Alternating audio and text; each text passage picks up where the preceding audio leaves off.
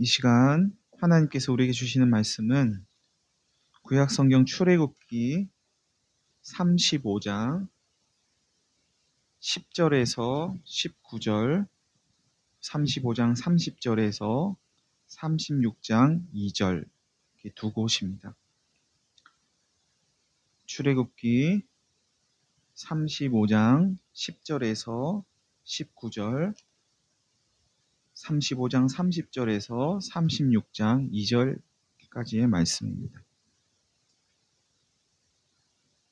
35장 10절부터 제가 먼저 봉독하겠습니다. 무릇 너희 중 마음이 지혜로운 자는 와서 여호와께서 명령하신 것을 다 만들지니 곧 성막과 천막과 그 덮개와 그 갈고리와 그 널판과 그 띠와 그 기둥과 그 받침과 증거궤와 그 채와 속죄소와 그 가리는 휘장과 상과 그 채와 그 모든 기구와 진설병과 불 켜는 등잔대와 그 기구와 그 등잔과 등유와 분향단과 그 채와 관유와 분향할 향품과 성막 문의 휘장과 번제단과 그 놋그릇과 그 채와 그 모든 기구와 물두멍과 그 받침과 뜰의 포장과 그 기둥과 그 받침과 뜰문의 휘장과 장막 말뚝과 뜰의 말뚝과 그 줄과 성소에서 섬기기 위하여 정교하게 만든 옷, 곧 제사 직분을 행할 때 입는 제사장 아론의 거룩한 옷과 그의 아들들의 옷이니라. 30절입니다. 모세가 이스라엘 자손에게 이르되 볼지어다 여호와께서 유다 지파 훌의 손자요 우리의 아들인 브살레를 지명하여 부르시고 하나님의 영을 그에게 충만하게 하여 지혜와 총명과 지식으로 여러 가지 일을 하게 하시되 금과 은과 노스로 제작하는 기술을 고안하게 하시며 보석을 깎아 물리며 나무를 새기는 여러 가지 정교한 일을 하게 하셨고 또 그와 단 지파 아히사막의 아들 오홀리압을 감동시키사 가르치게 하시며 지혜로운 마음을 그들에게 충만하게 하사 여러 가지 일을 하게 하시되 조각하는 일과 세공하는 일과 청색 자색 홍색 실과 가는 배실로 수 놓는 일과 짜는 일과 그 외에 여러 가지 일을 하게 하시고 정교한 일을 고안하게 하셨느니라. 브살렐과 오홀리압과 및 마음이 지혜로운 사람 곧 여호와께서 지혜와 총명을 부으사 성소에 쓸 모든 일을 할 줄 알게 하신 자들은 모두 여호와께서 명령하신 대로 할 것이니라. 모세가 브살렐과 오홀리압과 및 마음이 지혜로운 사람 곧 그 마음에 여호와께로부터 지혜를 얻고 와서 그 일을 하려고 마음에 원하는 모든 자를 부르매. 36장 2절까지 봤습니다. 저희는 지금 출애굽기 말씀을 처음부터 이렇게 함께 나누고 있습니다. 무릇 여러분 가운데 마음이 지혜로운 자는 와서 여호와께서 명령하신 것을 다 만드십시오 하면서 오늘 본문은 시작합니다. 이 말은 모세가 하나님께 받은 말씀을 이스라엘 자손의 온 회중을 모아두고 전달하는 내용 가운데 일부분입니다. 앞서 모세는 안식일에도 불을 피우지 말라 하신 하나님의 말씀을 전하면서 하나님께서 이스라엘에게 베푸신 은혜를 되새기게 하고 하나님께서 이스라엘을 책임지신다는 사실을 더욱 믿을 수 있도록 그들의 믿음을 북돋아 주었습니다. 오늘 본문은 여기에 이어지는데요. 모세는 마음이 지혜로운 자는 와서 여호와께서 명령하신 회막, 성막을 만들라고 합니다. 곧 성막과 천막과 증거궤와 속죄소와 휘장과 상과 등잔대와 분향단과 번제단과 물두멍과 뜰의 포장과 말뚝과 등등 이 성막을 세우는 데 필요한 여러 가지 기구와 그 성막에서 일할 제사장이 입을 옷을 만들라고 합니다. 이 일을 마음이 지혜로운 자가 와서 하랍니다. 누가 마음이 지혜로운 사람인가? 마음이 안 보여서 누가 지혜로운 사람일까 싶은데요. 여기서 마음이 지혜롭다는 건 재주가 있다는 뜻입니다.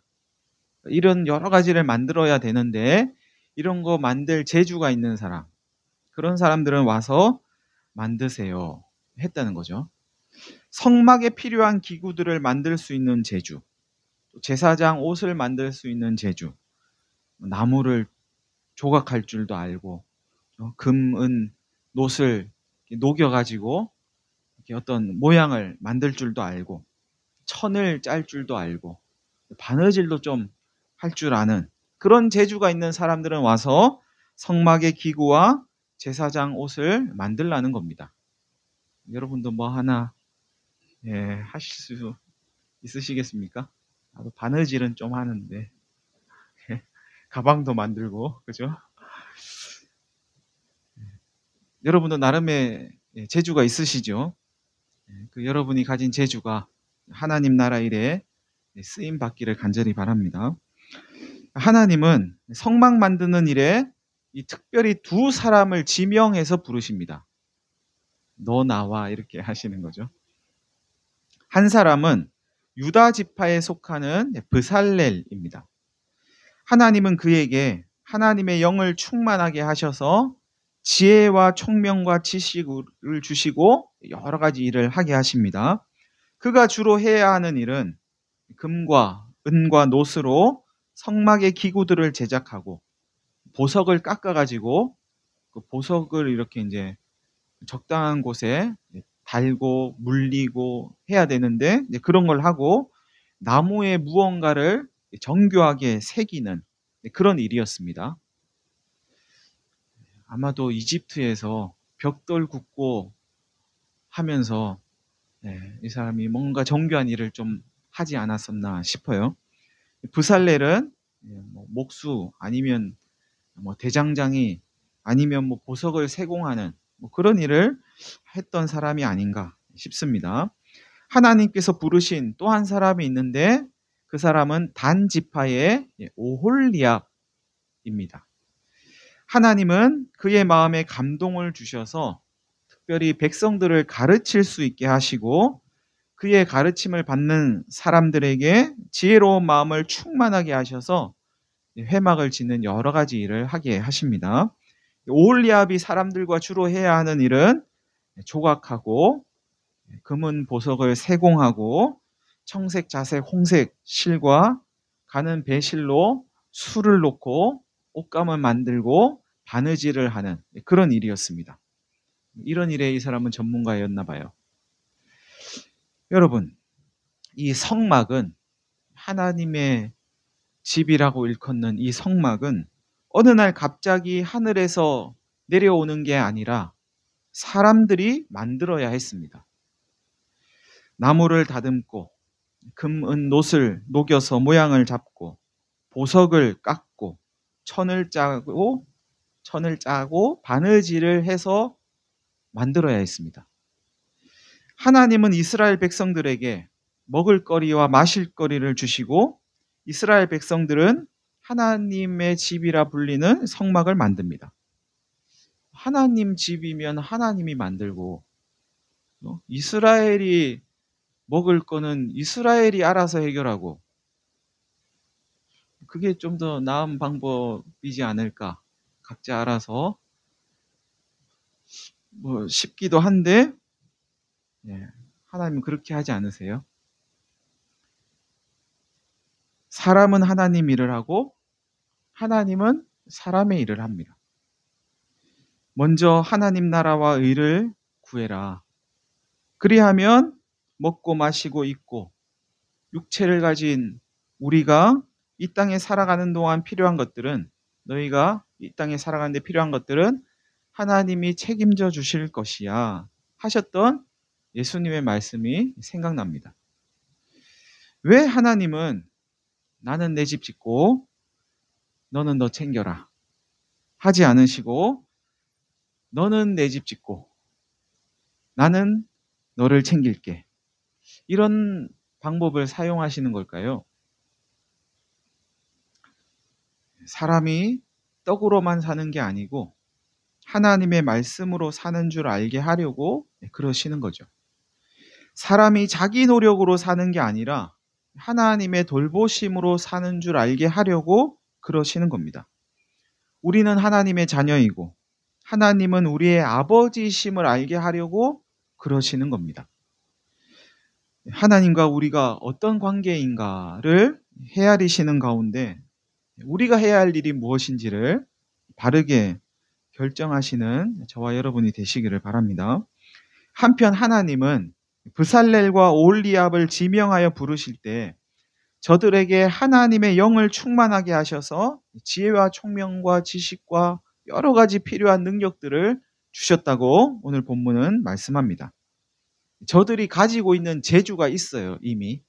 거기에 더해서 하나님의 일을 감당하는 데 필요한 것들을 또 더해 주신 거죠. 지혜도 주시고 창의력도 주시고 상상력도 주시고 한 번도 본 적이 없는 걸 지금 만드는 거거든요. 재주도 더해 주시고 지식도 주시고 생각도 주시고 여러 가지를 더해 주시는 겁니다. 하나님은 우리에게 하나님의 일을 맡기실 때 그 일 하는데 필요한 것들을 주신답니다. 너 알아서 해라 하지 않으시고 필요한 걸 주신대요. 하나님이 하나님 일 하는 우리에게 그 일 하는데 필요한 것들을 주시는 이유는 그 일을 내 힘으로 했다고 하지 않게 하려는 겁니다. 우리 힘으로 뭔가를 하는 것 같지만 사실은 우리 힘으로 하는 게 없는 거죠. 인정할 만 하시겠습니까? 우리가 뭔가를 한다고 하는 그게 사실은 다 하나님이 주시는 것으로 하는 겁니다. 우리의 모든 일이 하나님의 일이라고 한다면, 우리가 하는 모든 일이 하나님의 일이라고 한다면 하나님의 백성은 자기 힘으로 살지 않습니다. 하나님이 베푸시는 은혜로 살죠.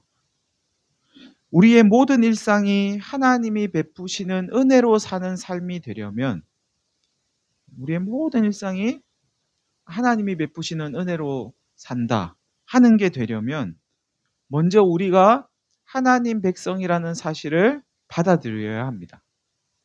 다르게 이야기하면 하나님의 백성은 하나님의 은혜로 살고 하나님 백성 아닌 사람은 하나님의 은혜 없이 삽니다.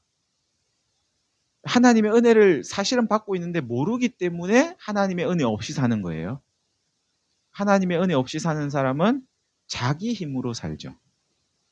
그러니까 똑같이 하나님은 은혜를 베푸시는데 어떤 사람은 이것이 하나님의 은혜입니다 하면서 살고 어떤 사람은 자기 힘으로 산다는 이야기입니다.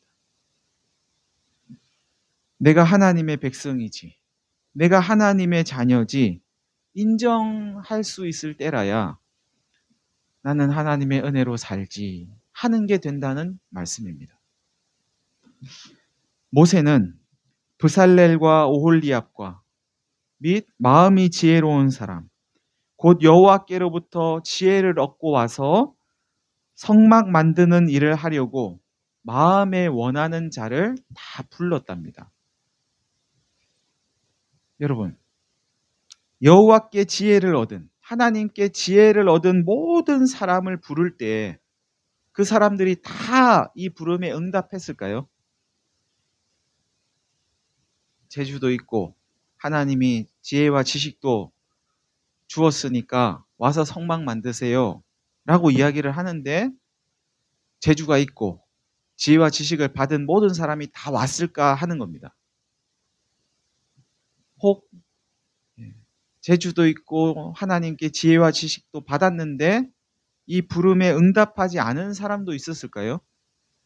난 하기 싫어. 나는 가기 싫어. 내가 왜 해야 돼? 이런 사람도 있었을까요? 하나님께서 지혜를 주시면서 부르실 때 우리에게는 그 부름에 응답할 것인지 말 것인지 선택해야 하는 일이 남게 됩니다. 하나님이 지혜를 주시면서 하나님의 일에 부르셔도 그 부르심에 응답하지 않는 사람도 있을 수 있다는 이야기죠. 하나님께서 주신 지혜로 하나님의 일을 하지 않고 자기 일을 하는 사람도 얼마든지 있을 수 있다는 말씀입니다. 여러분은 하나님께서 주신 지혜와 지식과 능력으로 하나님의 부르심에 응답하면서 하나님의 일을 하고 계십니까? 혹 내 일을 하기에 바쁘진 않으십니까? 하나님의 일이 따로 있고 내 일이 따로 있다는 말씀을 드리려고 하는 게 아닙니다. 지금 딱 구분 지려고 하는 게 아닙니다. 교회의 일이 곧 하나님의 일입니다 하는 말씀을 드리려고 하는 것도 아닙니다. 하나님을 믿는 사람이 하나님을 믿는 믿음 가운데 하는 모든 일은 다 하나님의 일입니다. 하나님께 맡기면서 하는 모든 일은 다 하나님의 일입니다. 하나님의 일을 한다고 하면서도 하나님께 맡기지 않고 자기 힘으로 하면 자기 일입니다. 교회의 일이라도 자기 힘으로 하면 자기 일입니다. 일이 하나님의 일, 내 일 이렇게 나눠지는 게 아니고 어떤 일을 어떻게 하느냐가 이게 하나님의 일이 되게 하기도 하고 내 일이 되게 하기도 합니다. 하나님을 믿는 믿음으로 하나님께 맡기고 하면 뭐든지 하나님의 일이 되는 것이고 하나님의 일 같은데도 내 힘으로 하면 내 일이 되는 겁니다.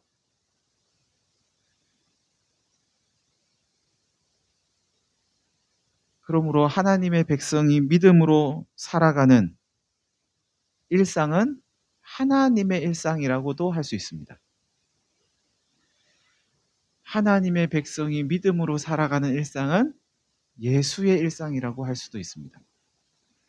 하나님의 영은 하나님의 백성 안에 오셔서 저들의 일상을 예수님의 일상이 되게 하십니다.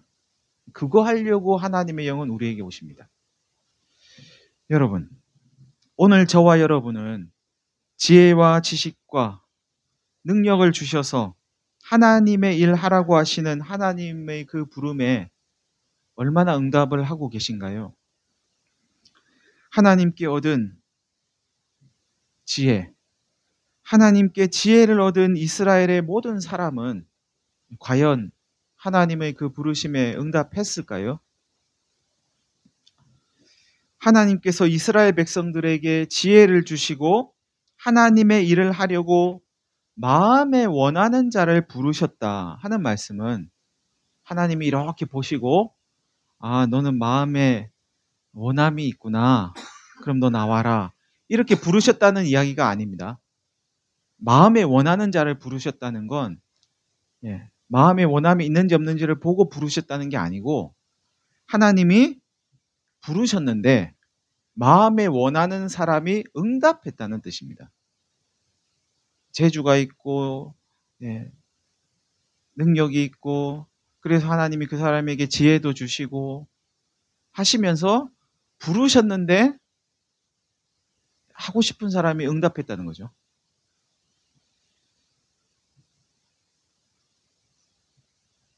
그러니까는 나는 응답 안 하면서 나는 안 불러서 응답 안 하는 거예요. 이렇게 핑계대면 안 된다는 말씀 드리려고 하는 거예요. 마음에 원하는 자를 불렀다고 하니 그럼 나는 안 불렀으니까 안 가야지 이렇게 할 수 없다는 이야기입니다. 그런 게 아니라는 거죠. 하나님께서 이스라엘 백성들에게 은혜를 베푸시고 부르셨으니까 이스라엘 백성들은 하나님께서 베푸신 그 은혜와 부르심에 응답을 해야 됩니다. 어떤 식으로든지 가든지 가지 않든지 대답을 해야 되는 거죠. 우리는 하나님께서 베푸시는 은혜와 그 부르심에 대한 이 이스라엘의 응답을 통해서 하나님과 우리와의 관계가 무엇으로 맺어져 있는지, 하나님께서 우리에게 베푸시는 그 은혜의 원천이 무엇인지를 알 수 있습니다. 하나님이 우리에게 베푸시는 은혜는 우선 의무는 아닙니다. 하나님이 우리에게 뭔가를 해줘야 될 의무는 전혀 없습니다. 하나님이 우리에게 베푸시는 은혜는 그렇기에 매우 자발적이죠. 매우 능동적입니다. 하나님이 하고 싶어서 하시는 거죠. 하나님이 우리에게 베푸시는 이 자발적인 은혜의 원천은 다름 아닌 사랑입니다. 하나님은 우리를 사랑하시기에 자발적으로, 능동적으로 은혜를 베푸십니다. 그러면 하나님은 왜 우리를 사랑하실까요? 하나님이 나를 사랑할 만한 게 있나? 사랑할 만한 게 있죠. 내가 얼마나 사랑스러운지. 아무리 봐도 하나님이 나를 사랑할 만한 게 별로 없을 것 같은데, 하나님과 내가 무슨 큰 관계가 있어서 하나님이 나를 사랑하실까? 뭐 이런 생각이 들 수도 있지 않을까 싶은데요. 하나님이 왜 우리를 사랑하실까? 여러 가지로 이야기를 할 수 있겠지만, 제가 얻은 결론은, 성경이 말씀하는 여러 가지 중 하나는 하나님이 우리 아버지시라서 그렇다는 겁니다. 하나님이 아버지시라서 우리를 사랑하십니다. 부모가 자녀를 양육하는 원천은 사랑이죠.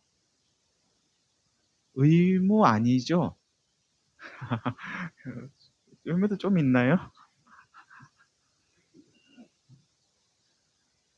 사랑이죠.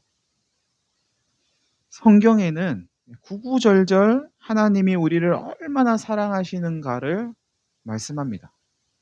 굳이 말씀드리지 않아도 잘 아시겠지만 또 몇 가지 말씀드려 볼게요. 구약 성경 스바냐 선지자는 우리를 향한 하나님의 사랑을 이렇게 표현합니다. 너의 하나님 여호와가 너의 가운데 계시니 그는 구원을 베푸실 전능자시라. 그가 너로 말미암아 기쁨을 이기지 못하시며 너를 잠잠히 사랑하시며 너로 말미암아 즐거이 노래를 부르며 기뻐하시리라. 너무 기뻐서 기쁨을 이기지 못해서 노래를 부르신대요. 로마서 5장은 이렇게 이야기합니다. 우리가 아직 죄인 되었을 때, 죄인일 때 그리스도께서 우리를 위하여 죽으심으로 하나님께서 우리에 대한 자기의 사랑을 확증하셨느니라. 죄인이라는 표현이 좀 와닿지 않으시면 원수로 바꾸셔도 돼요. 원수. 하나님과 우리가 원수 되었을 때, 하나님 볼 때 우리가 왼수예요, 왼수. 근데 하나님 사랑했다는 거죠, 우리를. 사랑할 만한 게 없는데 사랑했다는 거죠. 누가 우리를 그리스도의 사랑에서 끊으리요? 환난이나 공고나 박해나 기근이나 적신이나, 기근은 배고픈 것이고 적신은 헐벗은 거예요. 적신이나 위험이나 칼이랴.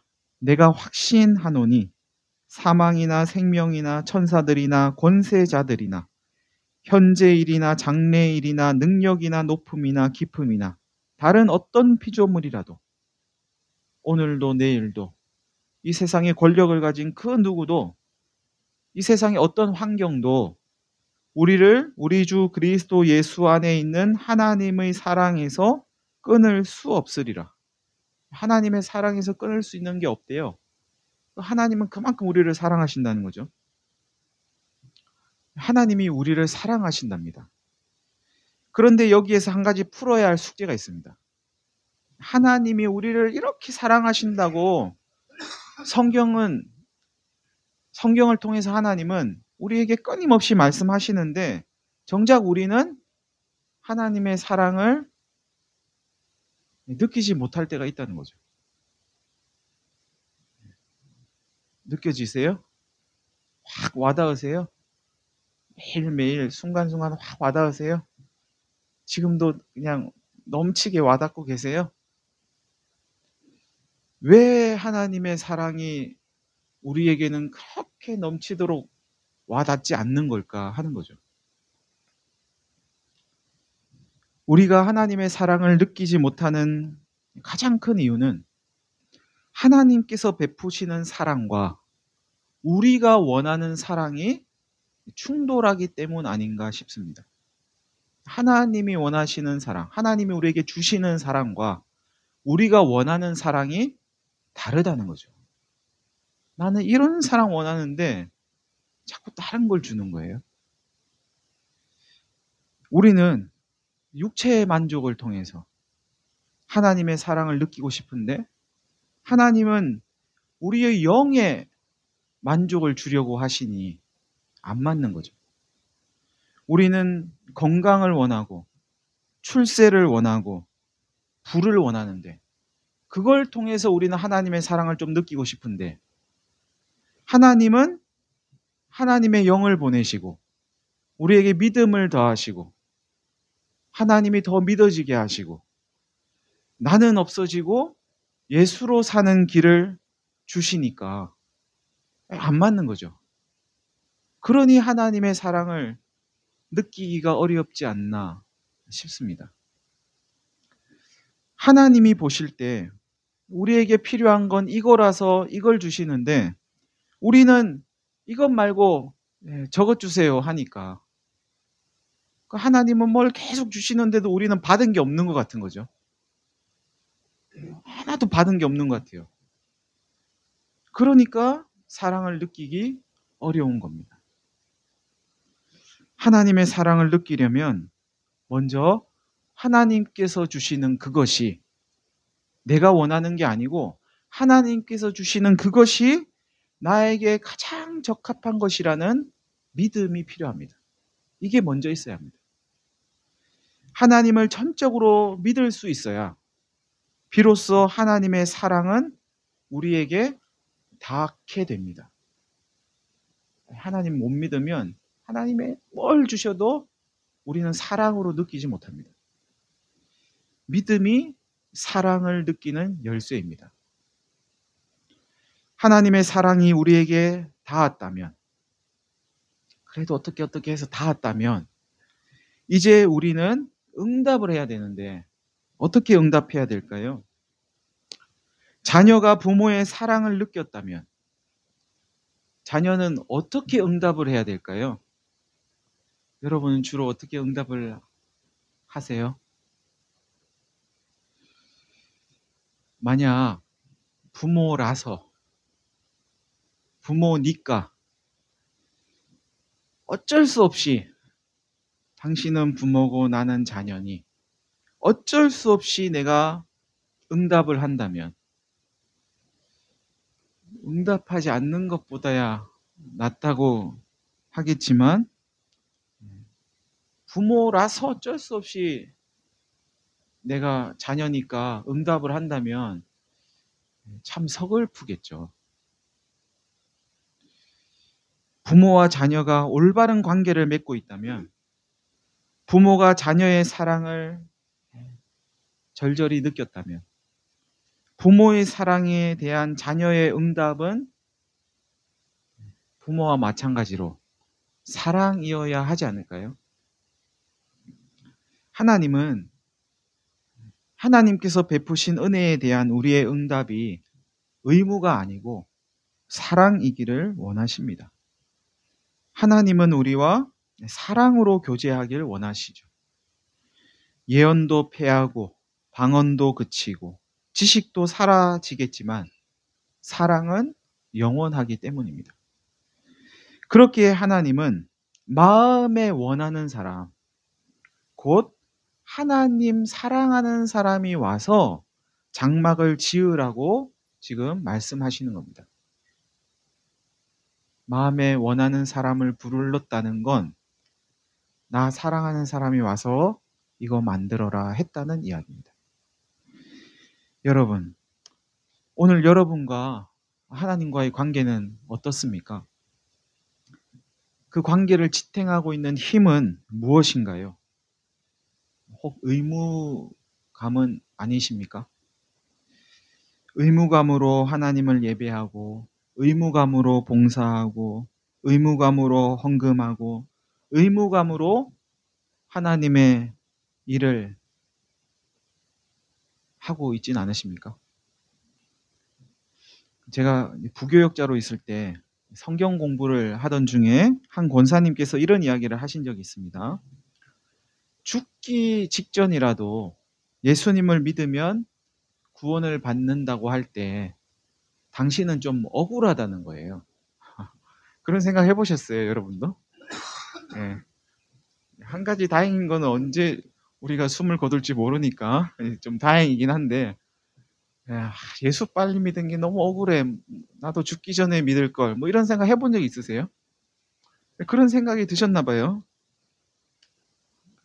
죽기 전에 예수 믿으면 될 것을 너무 일찍 믿어가지고 그냥 힘들다는 거예요. 이분 이야기는. 이래저래 내가 힘들다. 이런 이야기셨어요. 그래서 이렇게 말씀드렸습니다.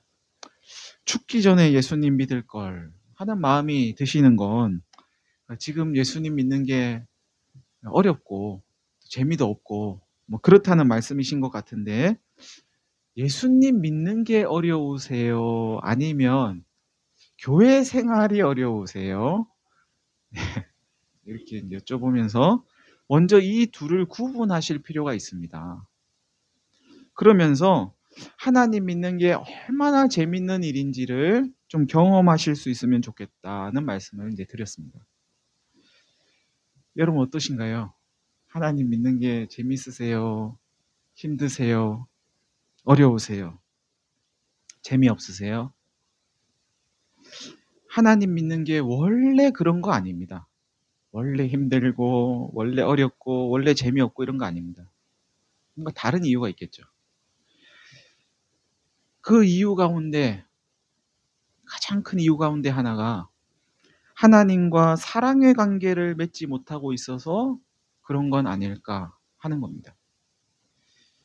여러분 사랑해 보셨습니까? 힘드시던가요? 때때로? 네, 재미없으시던가요? 어려우시던가요? 사랑이 잠깐 식으면 그런 마음이 살짝 들 수 있지만 그렇지 않습니다. 재밌죠. 힘들고 어렵고 재미없다면 그 순간만큼은 사랑이 아닐 거예요. 사랑은 힘든 걸 힘들지 않게 하고, 그죠? 어려운 것도 어렵지 않게 하고, 재미없는 것도 재밌게 만들죠. 사랑은 그렇지 않습니까? 성경을 읽고, 성경을 묵상하고, 성경을 공부하는 게 힘들고 어렵고 재미없고 우리의 관심에서 멀어지는 이유는 성경이 원래 그래서 그런 게 아니고 워낙 두꺼워가지고 그죠? 글자는 또 왜 그리 많은지, 이걸 큰 글씨로 쓰면 그죠? 엄청난 페이지가 될 거예요. 원래 그런 게 아니고, 이 성경이 원래 그래서 그런 게 아니고 우리가 하나님과 사랑의 관계를 맺지 못하고 있어서 그런 거라고 봐야 합니다.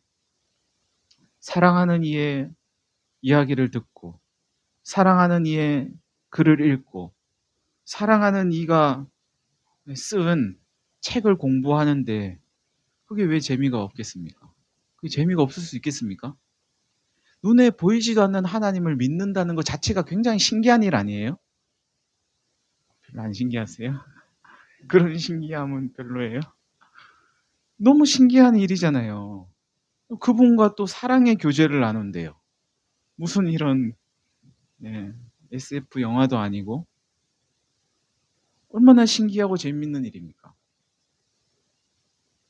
사랑하는 사람이 보낸 편지 읽는 게 재미가 없다면 그 이유는 하나입니다. 사랑이 식은 거죠. 사랑하지 않기 때문에 그런 겁니다. 하나님을 예배하는 게 어렵고, 하나님과 대화하는 기도가 힘들고, 하나님 믿는 성도들과의 만남이 재미없고, 하나님 일에 참여하는 게 싫다면 그 이유는 하나님을 사랑하지 않기 때문이라고 봐야 합니다. 하나님을 경외의 대상으로만 여기던 이스라엘 백성들에게 모세는 하나님을 그래서 사랑하라고 권면합니다. 사랑해야 하나님과의 관계를 지속할 수 있기 때문이죠. 사랑해야 그 사랑만 남기 때문입니다. 마음을 다하고 뜻을 다하고 힘을 다하여 내 하나님 여호와를 사랑하라. 하나님 사랑하라고 말씀하는 책이 바로 구약 성경 신명기입니다. 신명기는 우리가 믿는 하나님이 경외의 대상을 넘어 사랑의 대상이라고 가르쳐 줍니다.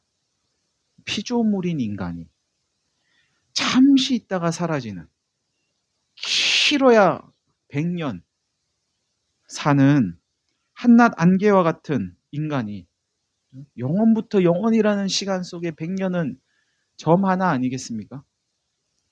그 점 하나 찍고 가는 인간이 천지 만물을 창조하시고 주관하시는 하나님과 사랑의 관계를 맺는다. 사랑의 교제를 나눈다. 이 얼마나 놀라운 일인가요? 우리가 무엇이기에 그런 하나님과 사랑의 관계를 맺을 수 있다는 말입니까? 우리가 하나님과 사랑의 관계를 맺을 수 있는 이유는 하나입니다. 하나님이 우리의 아버지시기 때문이죠. 하나님이 우리의 아버지시고 우리는 하나님의 자녀이기 때문입니다. 여러분, 하나님을 사랑하시나요? 하나님을 더 사랑하고 싶으십니까? 하나님을 한번 사랑해 보고 싶으십니까? 혹 하나님을 사랑하는 마음이 잘 안 생긴다면 여러분에게는 하나님이 어떤 분인지, 하나님과 나는 지금 어떤 관계를 맺고 있는지 우리의 속을 다시 한번 깊이 들여다볼 필요가 있습니다. 하나님과 사랑의 관계를 맺기 위한 팁을 하나 드리겠습니다. 사람은 어떻게 하면 정이 드나요? 자주 만나면 정이 들죠. 하나님도 마찬가지입니다. 자주 만나면 정이 듭니다. 하나님은 자주 만나려고 아예 영으로 우리 안에 와 계시는데 우리는 그것이 잘 느껴지지 않으니까 자주 안 만나는 것 같이 여겨지죠. 자주 못 만나죠, 우리는. 그래서 의도적으로, 의식적으로 하나님을 자주 찾을 필요가 있습니다. 하나님의 이름을 자주 부르시고 하루 중에도 틈틈이 하나님을 한번 찾아보시길 바랍니다. 정시마다 30초씩 1분씩 하나님 생각을 한번 해보는 거예요. 12시가 땡 치면 하나님 생각 1분. 뭐 개신교는 그런 게 잘 없는데, 그래서 이제 옛날 가톨릭은 아직도 그런 식의 기도를 하죠. 짧은 문구를 반복적으로 기도하는 그런 기도를 많이 합니다. 의식적으로 하나님을 생각하려고 그런 짧은 기도를 반복하는 이유도 있습니다. 하나님의 아들 예수여 나를 불쌍히 여겨주세요. 이런 기도 의식적으로 반복을 해요. 하나님 생각하는 거죠. 그러면서 그런 것도 좋은 방법일 것 같아요. 하나님의 말씀인 성경을 가까이 하는 겁니다. 하루에 한 장 아니면 하루에 몇 구절이라도 계속해서 읽어보는 거죠. 뭐 매일 똑같은 거 읽어도 괜찮습니다. 이게 무슨 뜻인지 잘 모르겠는데 하면 알 때까지 계속 읽어보는 거죠. 필요하신 대로 목사도 써먹으시기 바랍니다. 목사는 뒀다 어디에 쓰나. 제가 이렇게 생각해보니 목사가 참 쓸데가 없구나 이런 생각이 들 때가 많이 있는데요. 성경에 대해서, 신앙에 대해서 궁금한 게 있으실 때 한번 써먹어 보십시오. 사랑하는 성도 여러분, 재능이 있다고 하나님께서 지혜 주신다고 능력을 주신다고 다 하나님의 일을 하는 거 아닙니다. 하나님의 부르심은 외면하고 자기의 뜻을 쫓고 억지로 마지못해서 겨우겨우 하나님의 부르심에 응답하는 것, 그건 하나님 믿는 믿음의 사람이 갈 길은 아닙니다. 아예 안 가는 것보다야 나을 수 있겠지만 하나님을 믿는 믿음의 사람이 갈 길은 아닙니다. 하나님을 사랑하고 더욱 사랑하는 가운데 하나님 나라와 의를 구하는 믿음의 길, 그 길 걸어가는 저와 여러분 되시기를 간절히 바랍니다. 우리 한 1분 정도 같이 기도하겠습니다.